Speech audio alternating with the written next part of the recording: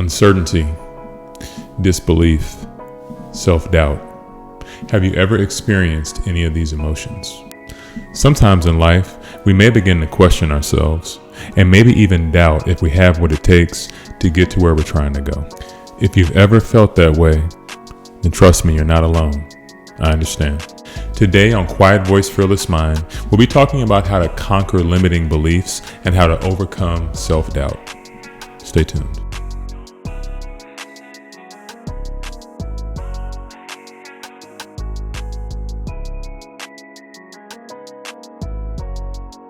Welcome to Quiet Voice, Fearless Mind, where we help introverts and aspiring leaders to reach their full potential. My name is Terrence Lee, aka The Introvert Leader. Welcome to the show. So this is episode number 10 of the Quiet Voice, Fearless Mind podcast. I am super excited. I remember recording the very first episode and having no idea who was going to listen to this or not listen to this or anything like that. And, to just hear the feedback I've been getting, all of the support, the ratings, reviews, people's thoughts on the episodes has truly been humbling. And I really appreciate everybody that's been supporting so far. So if you haven't already, if you're listening on your favorite podcast app, be sure to follow the show. I would love for you to follow so that you get notifications every time an episode is released, and leave a rating, leave a review as well.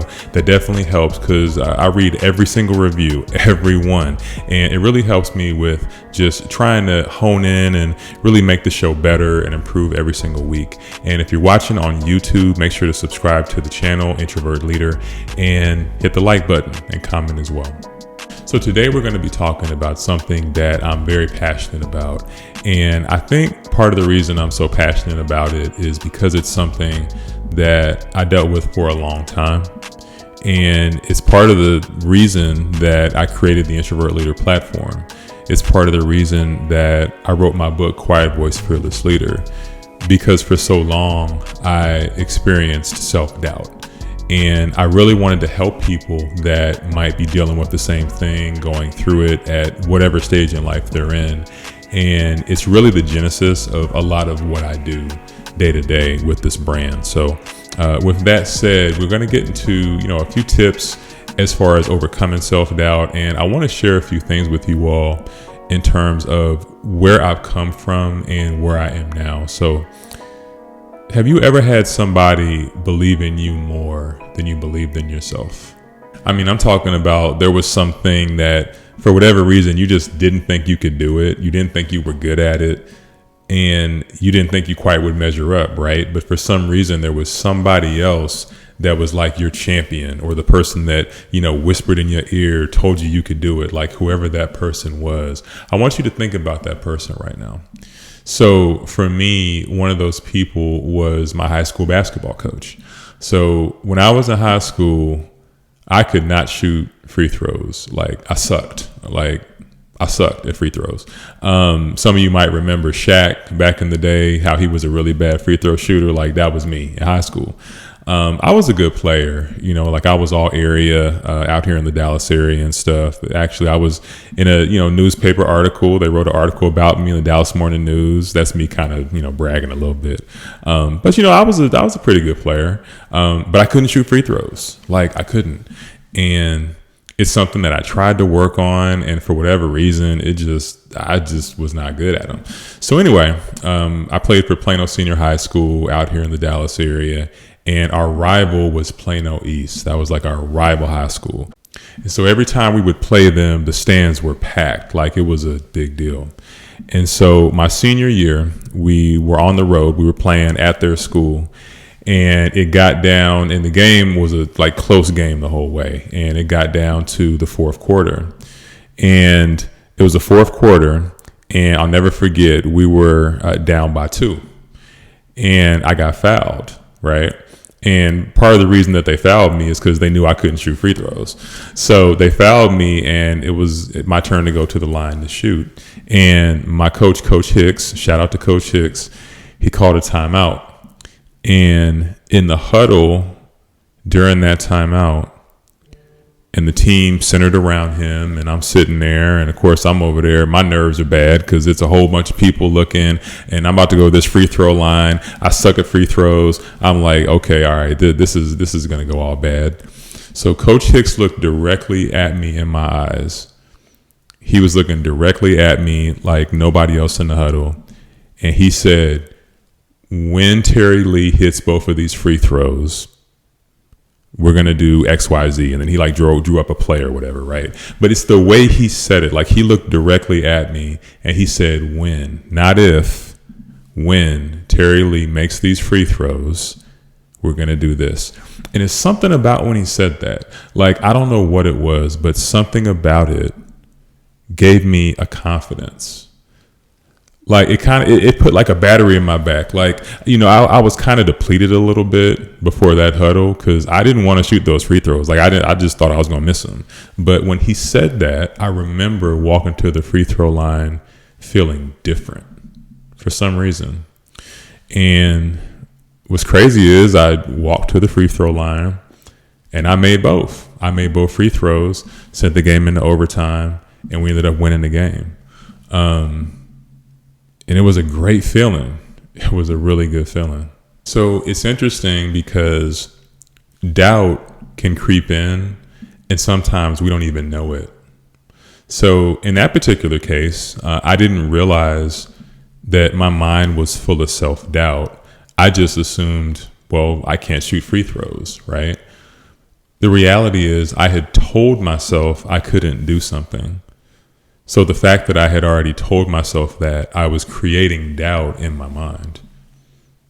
I was already setting myself up to lose without even stepping to the line yet, right?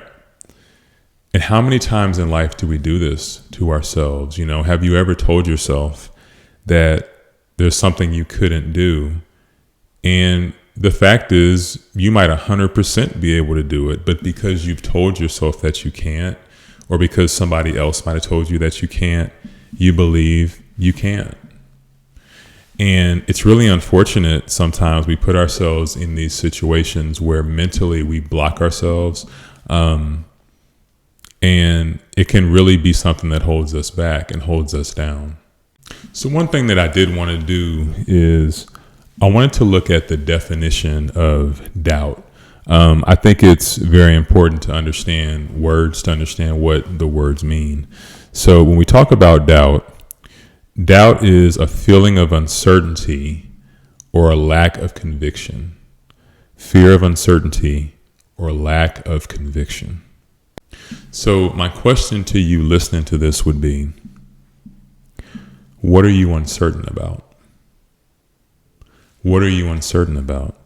If anything, is there anything when you think about life, when you think about how you think about yourself, how you think about just, you know, your day to day, or your small goals, your big goals, your things you're pursuing, whatever those things may be, are you uncertain about anything? Or do you lack conviction?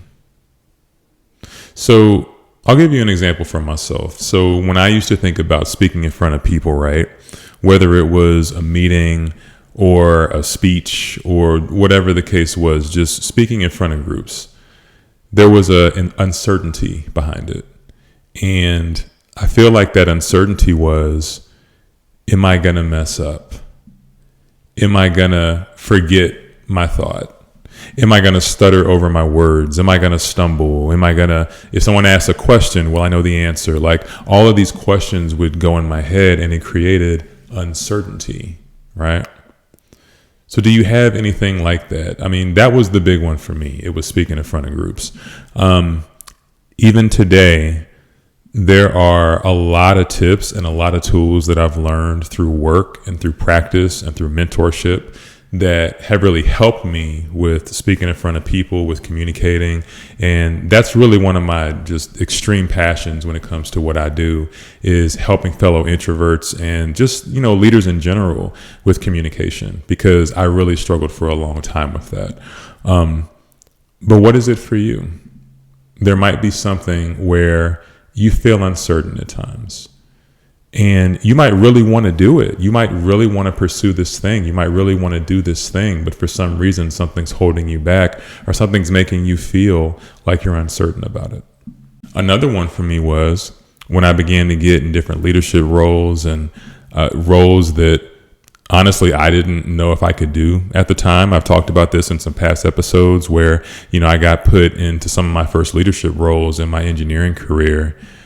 And the uncertainty then became, can I do this? Like, can I do this? Like, there are 50 to 60 really smart people, these super smart engineers, these people that, know these products inside and out, and they have all this experience and all these things. And here's me that's supposed to lead this team. Like, can I really do this? That was the question.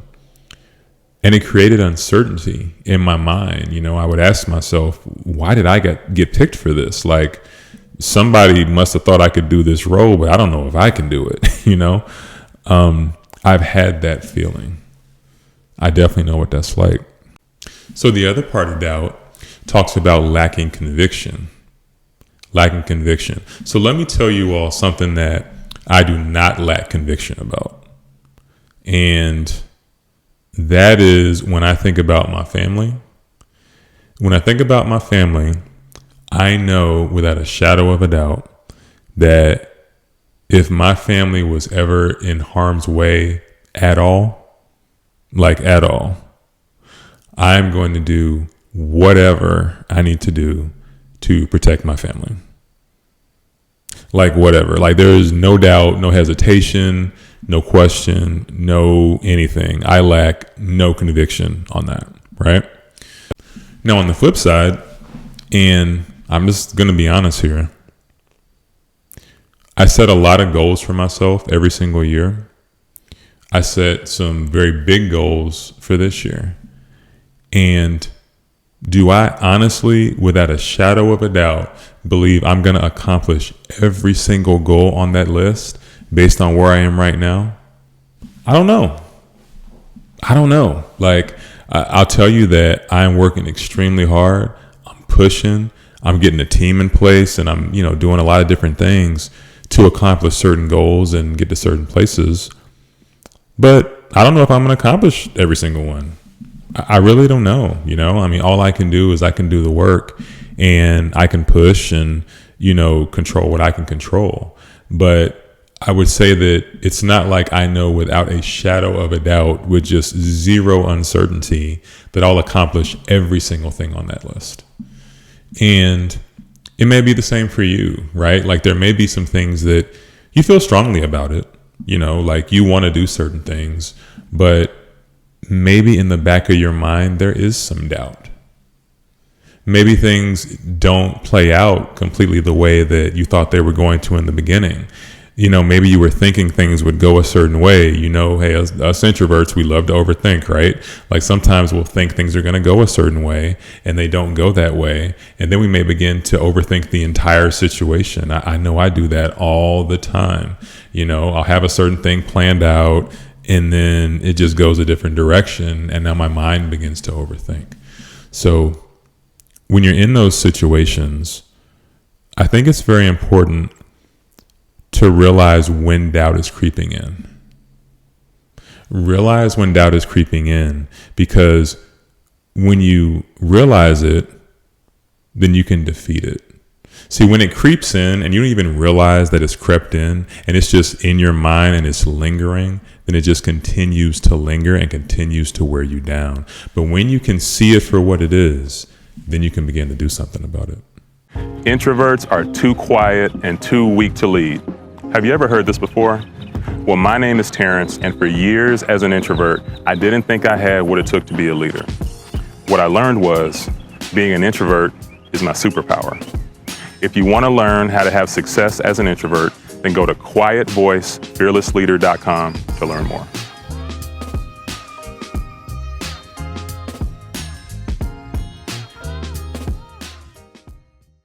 So how do we overcome self-doubt? How do we overcome self-doubt? The $1 million question, right? So the first thing that is so important to do is to watch our self-talk.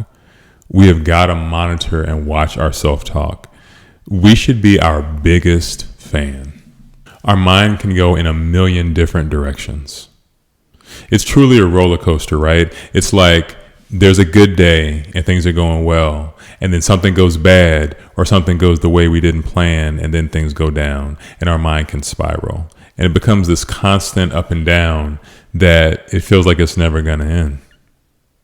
But the thing about self-talk, and what's so cool about this, my therapist several years ago, I started going to therapy, and he taught me about mindfulness, the concept of mindfulness, where basically when we have a thought, when we have something that we notice, we can sit in that moment and practice mindfulness, which is basically just you're sitting in the moment and you're observing everything in that specific moment. So for example, like let's say that you're at work or you're on a call and somebody says something that you don't like, and you just want to go off on them, or it upsets you, you begin to feel yourself getting upset, right? In that particular moment, you literally pause. You pause in that moment, and you're mindful of every single emotion that you're feeling. You're mindful of every single thing that's going on. And it helps to make better decisions. Like I literally practice this now. Like when I'm in certain situations, a lot of people, they'll just react off the fly. And I will literally pause and I'll ask myself, what am I feeling in this moment? And what's the right decision to make in this moment? And we can do the same thing with our self-talk and with our thoughts. So when a negative thought comes in, when something, creeps into our head, it's causing doubt. It's telling us that we can't. It's telling us that we'll fail. It's telling us that we're not good enough. Whatever that thought of doubt is, when it comes into our mind, we can stop in that moment, practice mindfulness, and we realize what that thought is. We see it for what it is, and we can throw that thought out. So another thing that's helped me with overcoming self-doubt, especially now that I've gotten a little older, is to think about where I've come from. Like a really good practice, I'll tell you something to do. Write down like 2 to 3 really hard things that you've gone through and you've got over. Like I'm talking about like some difficult times in your life, like not the cookie cutter things, not the small things that happen from day to day. I really thought about this not too long ago, and I've got a lot. One that I'll just share here is my freshman year of college, and I talk about this in my book. I lost my scholarship after my freshman year. So my first semester did good, had a 3.6 GPA.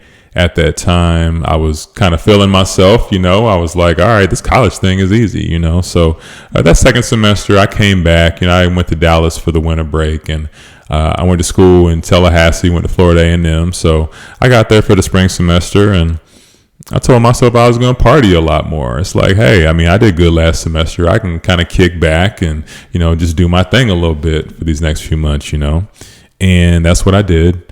And I got a terrible GPA that semester. I don't even remember what it was, but it's bad.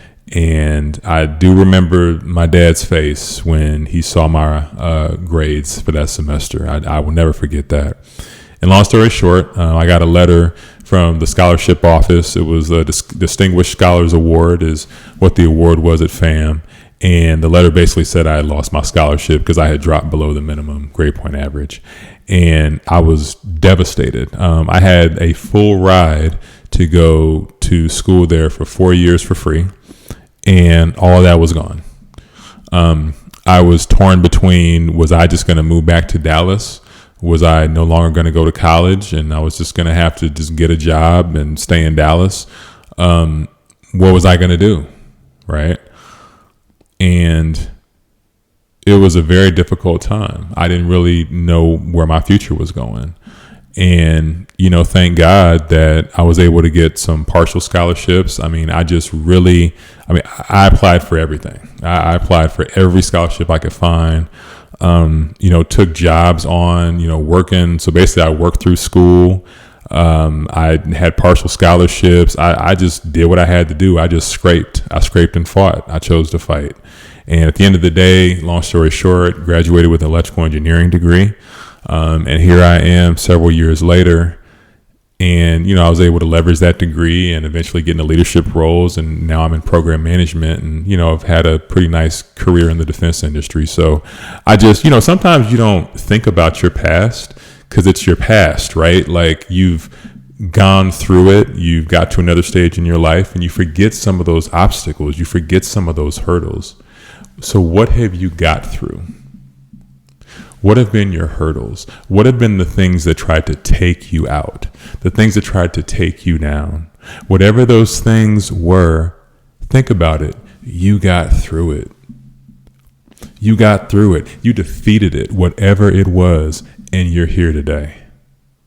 See, when you think about that, when you remember your past, when you remember what you've gone through, like for real, I want you, if you're listening to this right now, like write down one or two of them, think about a few of them, because it really helps to empower you when you remember where you've come from. And I know that you've gone through something. I know you've gone through something that you didn't think you could get through. And when you remember that, it helps for whatever you might go through now. It helps for whenever those thoughts of self-doubt begin to creep in, because now you have something you can go back to and you can say to yourself, you know what? I know that I don't think I can do this thing today, but I've already been through this thing yesterday. I've already been through this, particular thing before, so I know I can fight through this, right? It really helps with just any kind of nerves, any kind of doubt, or anything that you might be feeling. I have a few things that I go back to. That's just one example of the scholarship story, but there are other ones as well. So if you ever feel like you're doubting yourself, if you feel that uncertainty, go back and think about a time that you thought you were down, you thought you were out, but you fought through it and you're still here. At the end of the day, as long as you're pushing forward, you're winning. So the last thing when it comes to overcoming self-doubt that I'm going to say here, and shout out to Pastor Conway Edwards here in Dallas at One Community Church. He talked about this on Sunday, but just remember the phrase pursuit, not perfection. Pursuit, not perfection. All right. And what does that mean? So you're never going to be perfect. I'm never going to be perfect. I'm never going to have it all figured out. You're never going to have it all figured out. And sometimes the reason that doubt can creep in is because we're trying to get it all right. We want to have it all together. We want to have all the answers. We can overthink about just our situation and what we're trying to do in a number of, scenarios, regardless of whether it's at work and business and life in general. And when we do this, we really put ourselves in a tough spot because we're trying to meet some standard that we just can't meet.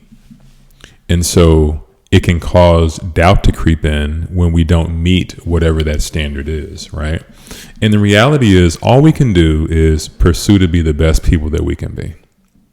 We can pursue to do the best job that we can do. We can pursue to put our best foot forward, but that's really about it. I mean, once you put in the effort, once you really work toward whatever your goal is or wherever it is you're trying to go, then there's only so much you can do from there. So trying to assume perfection, trying to get it all right all of the time is not the answer. So don't put the pressure on yourself of feeling like you have to be perfect. It's just about the pursuit. So that was how to overcome self-doubt. I truly hope you found this episode to be helpful. Again, a really quick recap. We talked about positive self-talk, making sure that you are your number one biggest fan. That is so important day in and day out. We also talked about reflecting on things that you've got through in the past. Whatever that situation is that you thought was going to take you out, remembering that and thinking about it, because it'll help you to overcome and really just push aside any doubts you may have about the future. And last, we talked about not feeling the need to be perfect. Don't worry about perfection. Just pursue being the best you. That's all you can do. And at the end of the day, you can win doing just that. So before we go, I just wanted to leave with a quote from the late Dr. Martin Luther King Jr., a fellow introvert and one of my heroes. And I love this quote because I feel like it really speaks to what we're talking about when it comes to just overcoming self-doubt and limiting beliefs. And the quote says, "Faith is taking the first step, even when you can't see the whole staircase." Faith is taking the first step, even when you can't see the whole staircase. So if you're doubting something right now, if you're feeling uncertain about something right now, if you feel like you can't do it, if you're questioning yourself, you're doubting yourself, you're wondering if you're good enough for whatever it is that you're thinking about doing, I want you to know that it's important to just take the first step. Just take the first step. What's the worst thing that can happen? Whatever these limiting beliefs are, whatever fears or anything like that you might have, just take the first step. At the end of the day, regardless of what happens, you're going to learn. Regardless of what happens, you can hold your head high and you can be proud because you pursued something that was a worthy goal. You know, Earl Nightingale, the late author of The Strangest Secret, and one of my favorite books, he, in that book, defined success as the realization of a worthy goal, going after something that is important to you. So don't allow any fears, don't allow any doubts or anything to keep you from your purpose and to keep you from where you're trying to go. So until next time, remember, there's only one you and there's only one life. So make it count. God bless.